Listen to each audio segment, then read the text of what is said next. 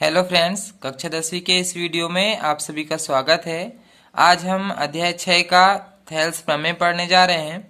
Thales प्रमेय को आधारभूत आनुपातिक प्रमेय भी कहते हैं। तो इस वीडियो में हम थेल्स प्रमेय को सिद्ध करना सीखेंगे। तो आइए इस वीडियो को शुरू करते हैं। वीडियो को शुरू करने से पहले आप चैनल को सब्सक्राइब कर लीजिए और बेल आइकन को दबा दीजिए, जिससे हर वीडियो की नोटिफिकेशन आप तक पहुंच जाएगी। तो चलिए बिना किसी देरी के इस वीडियो को शुरू करते हैं। तो हमें यहाँ पर थेल्स प्रमेय दिया हुआ है। किसी त्रिभुज की एक भुजा के समांतर खींची गई रेखा, मान के चलो हमारे पास एक त्रिभुज है एबीसी, इसके एक भुजा के समांतर हमने एक रेखा खींचे हैं डीई। तो यहाँ लिखा है किसी त्रिभुज की एक भुजा के समांतर खींची गई रेखा, तो बीसी के समांतर हमने डीई खींचे हैं, अन्य दो भुजाओं को समान अनुपात में विभाजित करती है। यानी कि AB और AC जो अन्य दो भुजाएं हैं उसको समान अनुपात में विभाजित करती है, ये हमें सिद्ध करना है। तो हम इसको हल करेंगे। सबसे पहले दिया है लिखेंगे। दिया है में हम यहाँ पर लिखेंगे एक रेखा जो है DE समांतर है BC के। तो सबसे पहले हम एक त्रिभुज ABC लिख लेते हैं। त्रिभुज ABC में DE समांतर BC है। यहाँ पर हमने DE और BC को समांतर खींचे हैं, और यहाँ पर D और E जो है AB और AC के मध्य बिंदु हैं। तो हम यहाँ लिखेंगे DE AB व AC के मध्य बिंदु हैं। तो इतना चीज तो हम यहाँ पर दिया है में लिख लेंगे। इसके बाद हमें सिद्ध क्या करना है वो देखेंगे। तो हम यहाँ पर देखते हैं, हमें सिद्ध करना है कि त्रिभुज की अन्य दो भुजाओं को समान अनुपात में विभाजित करती है। तो अन्य दो भुजा यानी कि AB और AC जो है, इसके दो पार्ट समान अनुपात में होते हैं, ये हमें सिद्ध करना है। तो यहाँ पर देखेंगे AD के बटे DB और इस तरफ से AE के बटे EC, ये हमें यहाँ पे समान अनुपात में लाना है। तो हम यहाँ पर सिद्ध करना है में लिखेंगे AD के बटे DB बराबर इस तरफ से AE के बटे EC, ये हमें समान अनुपात में है, इसको हमें यहाँ पर सिद्ध करना है। तो ये हमारा सिद्ध करना हो गया। यहाँ पर हमें एक रचना करना पड़ेगा। तो अब हम यहाँ पर लिखेंगे रचना, यहाँ पर करेंगे हम बिंदु E से, ये एक शीर्ष हो गया। यहाँ पर AD जो भुजा है इसमें एक शीर्ष लंब खींचेंगे। उसी तरह से सेम बिंदु D से AE भुजा पर एक शीर्ष लंब खींचेंगे। तो दोनों से हम यहाँ पर एक शीर्ष लंब खींच लेते हैं। देखेंगे बिंदु E से यहाँ पर हमने एक शीर्ष लंब खींच लिए हैं, ये हो गया हमारा बिंदु F, ये शीर्ष लंब हो गया। सेम ऐसे बिंदु D से भी एक शीर्ष लंब खींचेंगे। तो ये बिंदु D से एक शीर्ष लंब हो गया, तो इसको हम G नाम दे रहे हैं। तो इस तरह से दोनों शीर्ष लंब हो चुके हैं।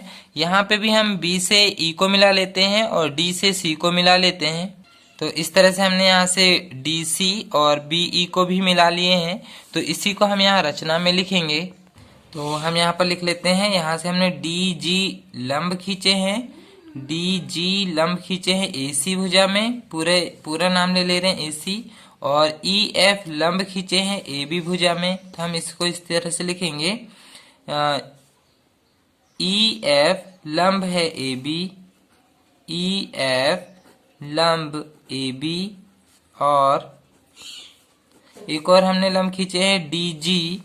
तो यहाँ लिखेंगे DG लंब है AC भुजा में।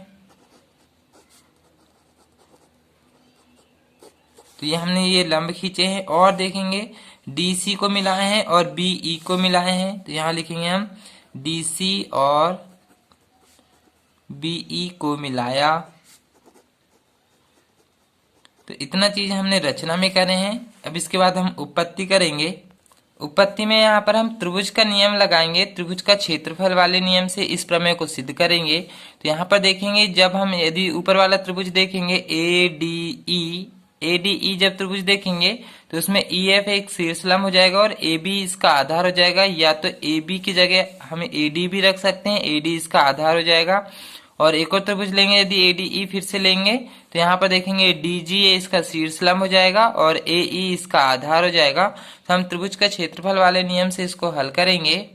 तो हमें यहाँ पे त्रिभुज के क्षेत्रफल का सूत्र पता है, तो हम यहाँ लिख लेते हैं त्रिभुज का क्षेत्रफल बराबर 1/2 आधार गुणा शीर्ष लंब। यहाँ पे हम त्रिभुज का क्षेत्रफल निकालने के लिए ये वाला फॉर्मूला लगाएंगे। तो यहाँ पे हम सबसे पहले एक त्रिभुज देख लेते हैं ADE। ADE में देखेंगे और एक नीचे वाला त्रिभुज देखेंगे DBE। ये दोनों त्रिभुज देखेंगे, एक ये नीचे वाला और एक ये ऊपर वाला ADE।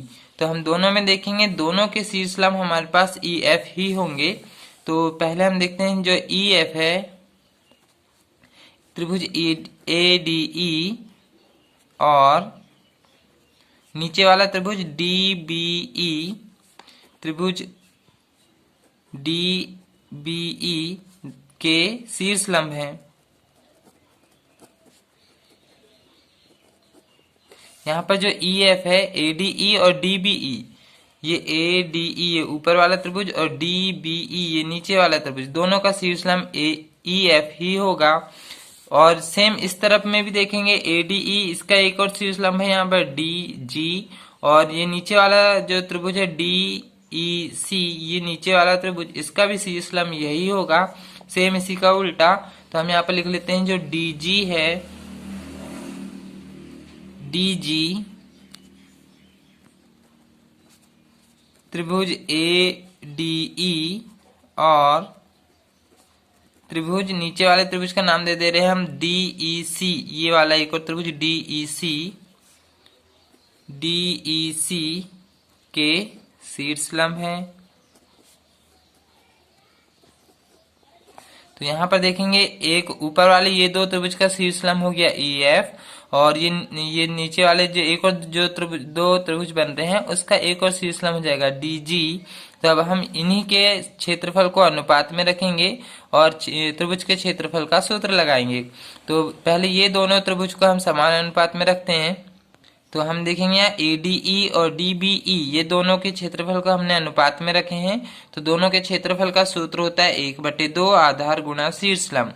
तो ADE जब हम यहाँ पर देखेंगे तो सेम वही 1/2 गुणा आधार गुणा शीर्ष लंब लगेगा। तो ADE में देखेंगे शीर्ष लंब तो है हमारे पास EF, और इसमें आधार क्या होगा देखेंगे तो ये है ADE ये वाला जो त्रिभुज बन रहा है, इसमें ये EF हो गया हमारा शीर्ष लंब। तो ये AD इसका हो जाएगा आधार। तो हम यहाँ लिखेंगे AD गुणा EF यहाँ पे शीर्ष लंब हो जाएगा। सेम उसी तरह से नीचे वाला भी लेंगे तो इसमें भी 1/2 गुणा आधार गुणा शीर्ष लंब होगा। तो DBE वाला त्रिभुज देखते हैं, तो देखेंगे ये है यहाँ पर DBE ये वाला जो त्रिभुज है, इसमें आधार हो जाएगा DB और शीर्ष लंब तो यही होगा EF। तो यहाँ पर फिर से उसी तरह से लिखेंगे हम, आधार में DB गुणा शीर्ष लंब हो जाएगा EF। अब यहाँ पर देखेंगे यहाँ पर EF से EF कट जाएगा और 1/2 से 1/2 यहाँ कट जाएगा। तो यहाँ पर बचेगा AD के बटे DB बचेगा। तो यहाँ पर ये हो गया हमारा समीकरण 1। इसी तरह से हम एक और त्रिभुज लेंगे, ये दोनों त्रिभुज को अनुपात में रखेंगे। एरिया त्रिभुज DEC होगा, यहाँ पर आप सुधार लेंगे, यहाँ पर DEC है, ये नीचे वाला त्रिभुज DEC C तक आएगा तो इसका नाम चेंज कर लेंगे, C होगा ये। तो इसमें भी वही सूत्र लगेगा 1/2 गुणा आधार गुणा शीर्ष लंब। तो ADE अब इसमें देखेंगे इस तरफ वाला ADE ये वाले त्रिभुज में, अब इसमें आधार हो जाएगा AE, ये वाला हमारा आधार हो जाएगा और ये वाला हो जाएगा इसका शीर्ष लंब। तो AE आधार हो जाएगा और DG हो जाएगा शीर्ष लंब। तो हम यहाँ पर लिखेंगे 1/2 और AE हो जाएगा इसका आधार और गुणा शीर्ष लंब हो जाएगा हमारा DG। तो ये हो गया ऊपर वाले त्रिभुज का। सेम ऐसे नीचे वाले में DEC है यहाँ पे, तो 1/2 गुणा, अब ये वाला त्रिभुज देखेंगे DEC, ये है DEC, इसमें आधार हो जाएगा हमारा EC और शीर्ष लंब हो जाएगा हमारा DG। तो यहाँ पर आधार लिखेंगे EC गुणा और शीर्ष लंब हो जाएगा DG। यहाँ पर देखेंगे DG से DG कैंसिल हो जाएगा, 1/2 से 1/2 कैंसिल हो जाएगा। तो यहाँ बच रहा है AE के बटे EC। तो ये हो गया हमारा समीकरण 2। अब हमारे पास समीकरण 1 और समीकरण 2 मिल चुके हैं। तो यहाँ पर समीकरण 1 और समीकरण 2 में देखेंगे ऊपर के दोनों सेम है, ए डी ई के बटे ए डी ई। यहाँ पर देखेंगे ए डी ई आ रहा है, इसमें भी ए डी ई आ रहा है। बस हमें नीचे के त्रिभुज देखेंगे, नीचे के त्रिभुज सेम नहीं है, डी बी ई आ रहा है यहाँ पे और यहाँ डी ई सी आ रहा है। तो बस हमें यदि नीचे के त्रिभुज सेम हो जाएंगे तो दोनों समीकरण हमारे बराबर हो जाएंगे। तो हम नीचे नीचे वाले दोनों त्रिभुजों को चित्र में देखते हैं। तो यहाँ पर देखेंगे ये आ रहा है एक डी बी ई, एक ये वाला त्रिभुज है और एक डी ई सी ये वाला त्रिभुज है। तो हमने 9th में पढ़े हैं, दो त्रिभुज यदि समान आधार में होते हैं और एक ही समांतर रेखा के बीच में होते हैं तो दोनों के क्षेत्रफल बराबर होते हैं, ये हमने पढ़े हैं। तो हम यहाँ पर देखेंगे जो त्रिभुज डी बी ई है और डी ई सी, यहाँ पर देखेंगे त्रिभुज डी बी ई ये वाला त्रिभुज और डी ई सी ये वाला त्रिभुज, दोनों का आधार यहाँ पर डी ई है और डी ई के समांतर यहाँ पर बी सी है। ये हमने पहले ही दिया है, मैं लिख चुके हैं। तो यहाँ पर हम लिखेंगे समान आधार।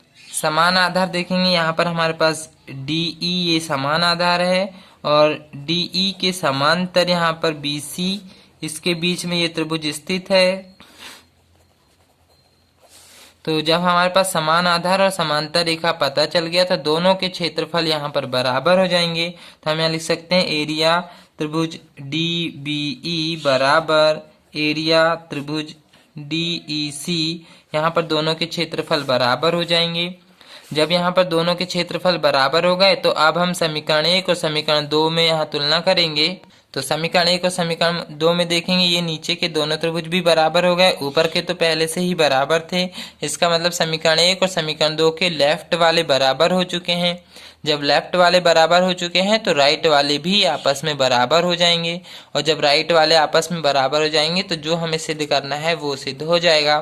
तो अब हम यहाँ पर लिखेंगे समीकरण 1 और समीकरण 2 से, समीकरण 1 और समीकरण 2 से तुलना करने पर अभी हमने देखे यहाँ पर कि राइट वाले बराबर, सॉरी लेफ्ट वाले दोनों बराबर हो चुके हैं तो राइट वाले भी आपस में बराबर हो जाएंगे।